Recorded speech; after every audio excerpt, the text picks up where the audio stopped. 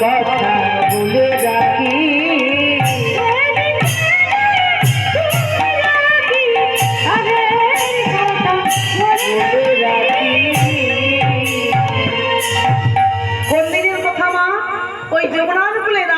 সঙ্গে ইশারা করে গোবিন্দ আমার নিজের কেশকে স্পর্শ করে রাধারানীকে জানালো।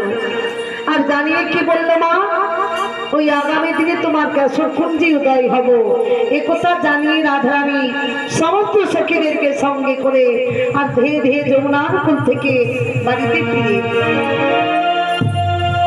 আর ওদিকে কি হয়েছে মা, সখা গোবিন্দ আমার সখা বন্ধুদের সঙ্গে করে শ্রীরাম সুদাম দাম বসুদাম দাদা বলরাম সঙ্গে করে যমুনার কুল থেকে বাড়িতে এলো। আর এসে কি হলো মা, রাধারানী সখীদেরকে ডেকে ডেকে বলল, হৃদয়তারে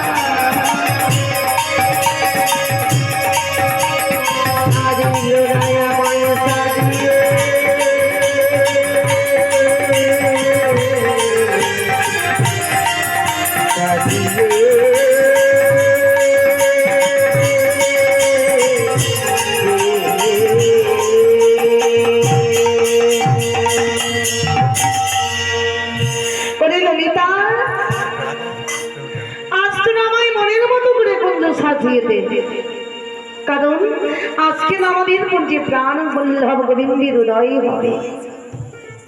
এই মা, আপনারা ভগবানের জন্য কুঞ্জ সাজান গো।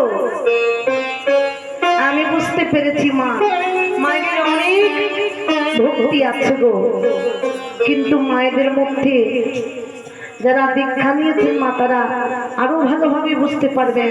দীক্ষা না নিলে আমাদের দেহ শুদ্ধ পবিত্র হয় না। সেই জন্য আগে আমাদের দেহকে শুদ্ধ করার জন্য ভগবান বলেছেন গুরুর কাছে দীক্ষা নিতে হবে। সতীমা অদীক্ষিত ছিল বলে নিমায় তার স্তন পান করেছিল না। সেই জন্য আমিও বলবো মায়েদেরকে যে আপনারাও অদীক্ষিত কেউ থাকবেন না মা, সবাই কিছু না কিছু দীক্ষা নেবেন। কারণ মা কেউ একটু বেশি তো কেউ একটু কম। কেউ দীক্ষা কি কম বেশি হয় বলবেন? না না, কম হয়নি, খাবার হয়তো কম বেশি হয় মা। দুপুরে একটু কম খেলাম তো রাত্রিবেলা একটু বেশি করে খেলাম, এমনি হয় মা। কিন্তু দীক্ষা যা নেবেন সবারই একই হবে বাবা। বলছি দীক্ষা শিক্ষা